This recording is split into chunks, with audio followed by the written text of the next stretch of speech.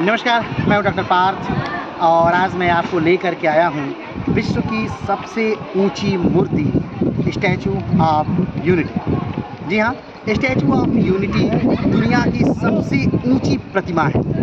Statue of unity की ऊंचाई की अगर बात करें तो ये 182 मीटर ऊंचा है। स्टैचू ऑफ यूनिटी गुजरात राज्य के नर्मदा जिले के केवड़िया के पास साधु बेटा द्वीप पर स्थित है। स्टैचू ऑफ यूनिटी भारत के पहले उप प्रधानमंत्री सरदार वल्लभ भाई पटेल की प्रतिमा है। स्टैचू ऑफ यूनिटी बड़ौदा शहर से 100 किलोमीटर दक्षिण पूर्व में स्थित है।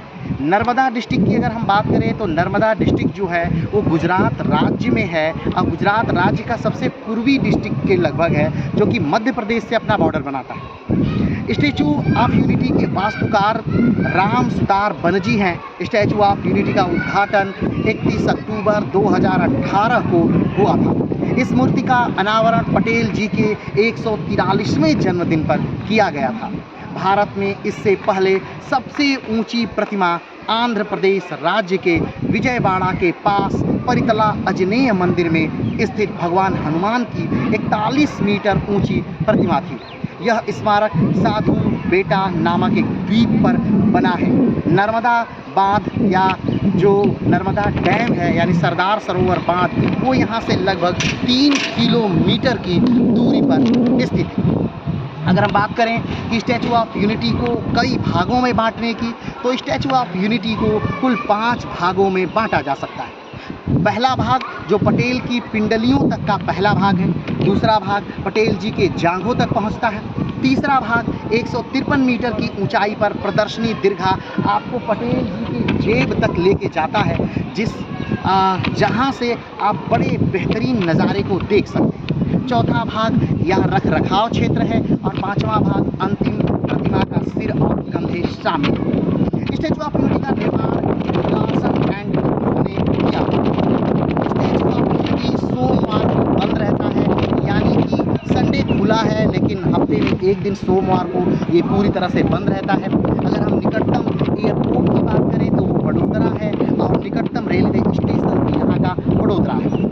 380 का टिकट है, जो कि सबसे बेहतरीन और स्टेबल टिकट है, जिसमें आप बैठ करके और पटेल की प्रतिमा के जेब तक आप जा सकते हैं, जिसे में ब्लू गैलरी भी आता है। टिकट पैसे बुक कर बेहतर है, क्योंकि कभी कभी ऐसा होता है कि बहुत लंबी लाइन लगी होती है। लेकिन अधिकतर समय में गर्मी के दिनों में यहाँ बहुत कम भीड़ होती है। पटेल की जस्ट सामने यहाँ पर अगर हम बात करें पटेल की प्रतिमा के जस्ट सामने की अगर हम बात करें तो ये जो नदी है ये नर्मदा नदी है और अभी क्यों में इस पानी की मात्रा बहुत कम हो गई। जब इसमें पानी पर्याप्त मात्रा में होता है तब इसमें क्रूज़ भी चलता है और उन बड़े बड़े क्रूज़ों का अपना अलग ही महत्व है और उसका अलग से चार्ज देना होता है। इसमें वैसे टिकट के कई प्रकार हैं और यहाँ आसपास घूमने की कई जगहें हैं। जैसे में अगर हम की और जगहों के बारे में बात करें तो यहाँ पास में फ्लावर वैली भी है, यहाँ पास में सरदार सरोवर डैम भी है और ये जो क्षेत्र है ये एकता नगर के नाम से जाना जाता है। वैसे तो छोटा सा स्टेशन एकता नगर जो है वो यहाँ पर भी एक स्टेशन है, लेकिन अगर आप बड़े स्टेशन की बात करें तो वो बड़ोदरा ही है। वैसे पूरी यूरोपियन शैली पर निर्भर बहुत ही बेहतरीन ढंग से स्टैचू ऑफ यूनिटी को बनाया गया है। इसका नाम के पीछे बस एक रहस्य है, मतलब इसलिए इसे स्टैचू ऑफ यूनिटी कहा गया, एकता की मूर्ति, क्योंकि जब भारत आज़ाद हुआ 1947 में, उस समय भारत 565 विभिन्न रियासतों में बटा हुआ था, लेकिन वो पटेल की मेहनत ही थी जिसने भारत को एक पूरी तरह से एकीकृत कर दिया और भारत के सारे रवाड़ों को एक संपूर्ण भारत बना दिया। तो चलिए आज के लिए इतना ही, फिर मिलते हैं एक नए वीडियो के साथ, एक नए स्थान के साथ। तब तक के लिए नमस्कार, धन्यवाद, जय हिंद।